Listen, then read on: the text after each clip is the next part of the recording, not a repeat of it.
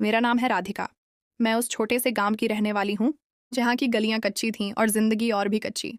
मेरे माता पिता, माँ सरस्वती और बाबूजी रमेश गरीबी की उस आग में जल रहे थे जहाँ हर दिन का खाना जुटाना भी एक जंग थी। मैं अपने घर की चौथी बेटी थी। मेरे बाबूजी को कोई ऐसी बीमारी थी जिसका नाम तक हमें नहीं पता था। वह हमेशा घर के एक कोने में पड़े रहते, खांसते हुए। माँ हमें उनके पास जाने से मना करती थीं। कहती थीं, अगर तुम में से कोई बीमार पड़ गया तो मैं तुम्हारा इलाज कैसे करवाऊंगी। लेकिन मेरे दिल में बाबूजी के लिए एक अनकही मोहब्बत थी। जब भी मौका मिलता मैं उनके पास चली जाती। मैं छोटी थी, नादान थी। मैं बाबूजी से कहती, बाबूजी आप उठते क्यों नहीं, हमें भी बाहर ले जाइए ना, जैसे दूसरी लड़कियों के पिता उन्हें ले जाते हैं। मेरी इन मासूम बातों पर बाबूजी की आंखें नम हो जाती थीं। वह मेरे सिर पर हाथ फेरते और कहते, मेरी रानी, जब मैं ठीक हो जाऊंगा तो तुम्हारे लिए ढेर सारी चीजें लाऊंगा। मैं खुश होकर अपनी फरमाइशें शुरू कर देती। कभी पड़ोस की रानी की तरह गुड़िया, कभी बाजार में देखा हुआ लहंगा। बाबूजी सबका वादा करते और मैं सपनों में खो जाती। लेकिन मेरी बड़ी बहनें सुमन, रेखा और काजल ये सब देखकर मुझे डांटती। राधिका, बाबूजी को क्यों तंग करती है? मैं उनसे झगड़ पड़ती। तुम सब जलती हो कि बाबूजी मेरे लिए चीजें लाएंगे। लेकिन अब मुझे समझ आता है कि वह जलन नहीं थी, वह बाबूजी की मजबूरी थी, जो मेरी बहनें समझती थीं। उनकी आंखों में भी वही आंसू थे जो बाबूजी की आंखों में दिखते थे।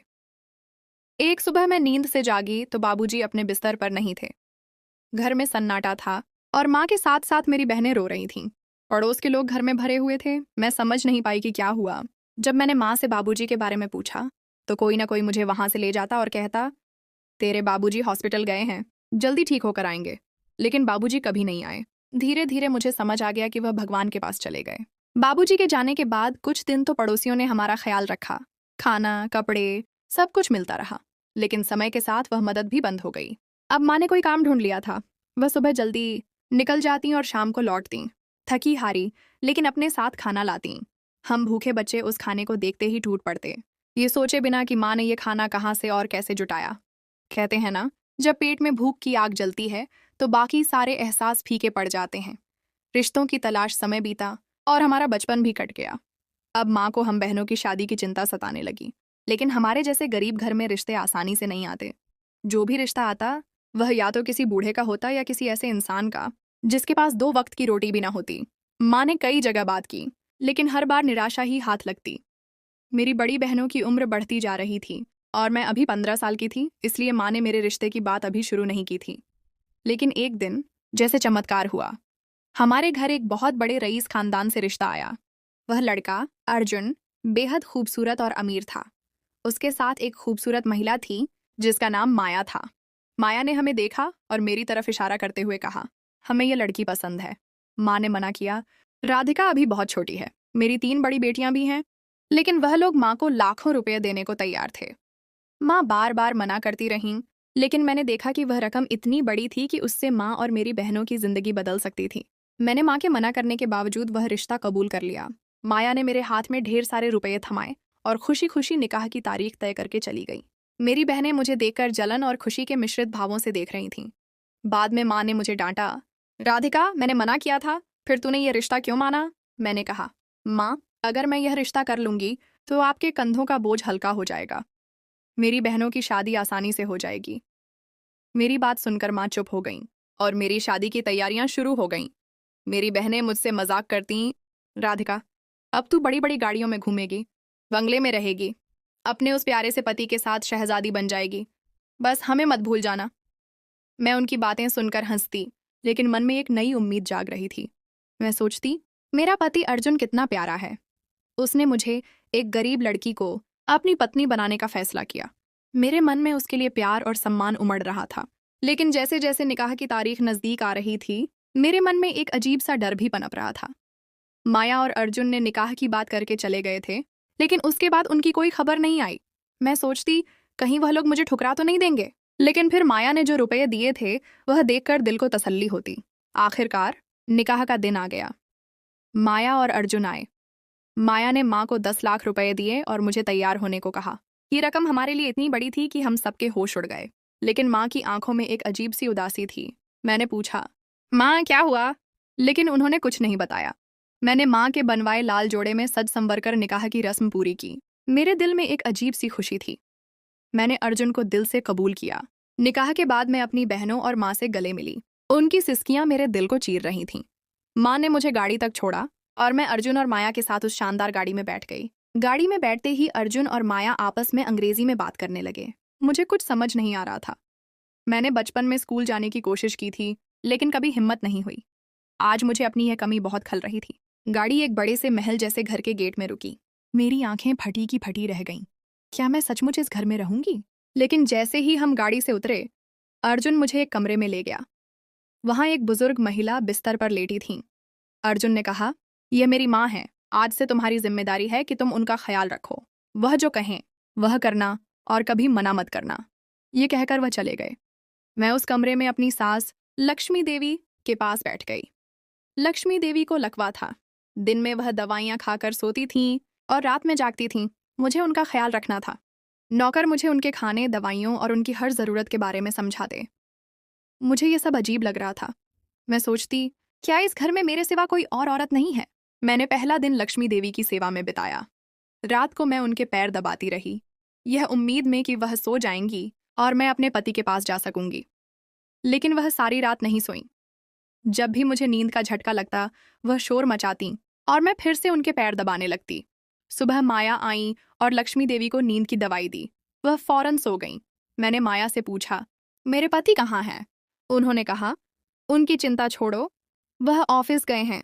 तुम बाहर जाओ, नाश्ता करो और नौकरों के साथ घर का काम करो। मैं चुपचाप उनकी बात मानती रही। दिन में मैंने नौकरों के साथ काम किया, लेकिन थकान और रात की जागी नींद ने मुझे तोड़ दिया। मैं सोफे पर बैठते ही सो गई। जब माया ने मुझे जगाया तो वह गुस्से में थी। यहाँ क्यों सो रही हो? उन्होंने एक नौकर को बुलाया और उसे मेरे लिए बिस्तर दिखाने को कहा।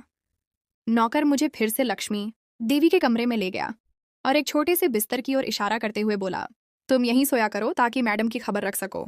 मुझे अब समझ नहीं आ रहा था कि मैं इस घर में हूँ क्या, मालकिन, नौकरानी या कुछ और। अर्जुन को देखे हुए कई दिन बीत गए थे। मैं उनकी एक झलक के लिए तरस रही थी। एक दिन माया को जल्दी कहीं जाना था। उन्होंने लक्ष्मी देवी को दवाई दी और चली गईं। मैंने मौका देखकर घर में टहलना शुरू किया और अचानक अर्जुन को एक कमरे से बाहर निकलते देखा। मैं समझ गई कि यही उनका कमरा है। मैंने हिम्मत जुटाकर उन्हें आवाज दी, सुनिए। वह रुके, लेकिन उनकी नजरों में एक अजीब सा भाव था। उन्होंने कहा, मैं शाम को लौटकर तुमसे बात करूंगा। मैं खुशी से फूल नहीं समाई। पूरे दिन मैं उनके इंतजार में रही, लेकिन शाम को माया लौटी और मुझे लक्ष्मी देवी के कमरे से बाहर देखकर डांट दिया। मैं मायूस होकर अंदर चली गई। उस रात मैंने हिम्मत करके लक्ष्मी देवी को माया वाली नींद की दवाई दी। वह जल्दी सो गईं। मैं चुपके से अर्जुन के कमरे की ओर गई। जैसे ही मैंने दरवाजा खोला, मेरी आंखें फटी की फटी रह गईं। वहां माया थी, अर्जुन के साथ।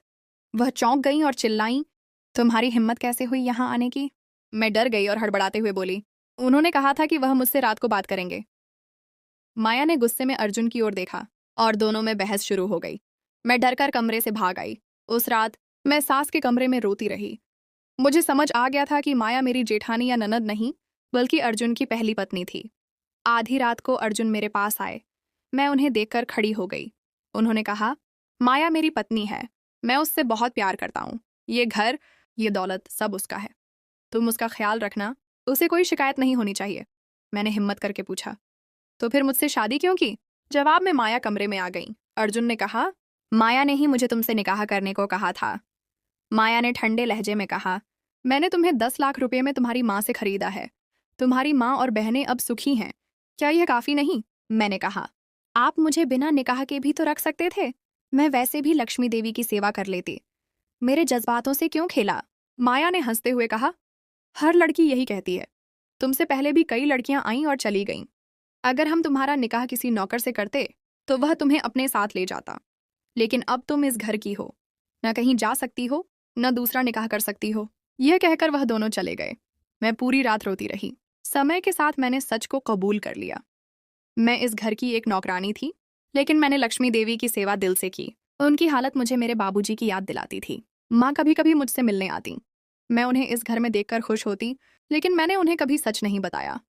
मेरी बहनों की शादी हो गई और उनकी जिंदगी संवर गई। ये देखकर मुझे सुकून मिलता।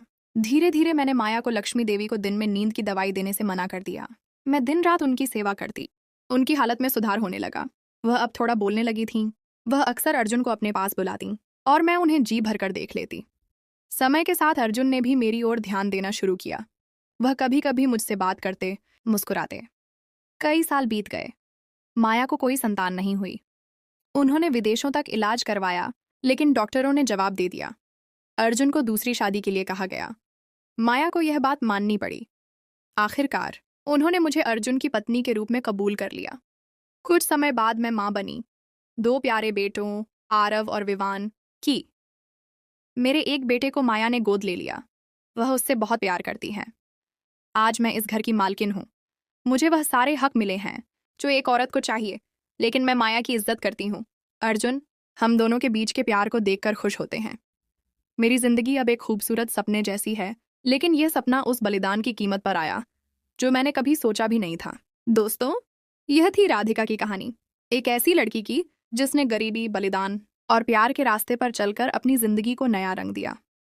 अगर यह कहानी आपको पसंद आई तो इसे लाइक करें, अपने दोस्तों के साथ शेयर करें और हमारे चैनल को सब्सक्राइब करें।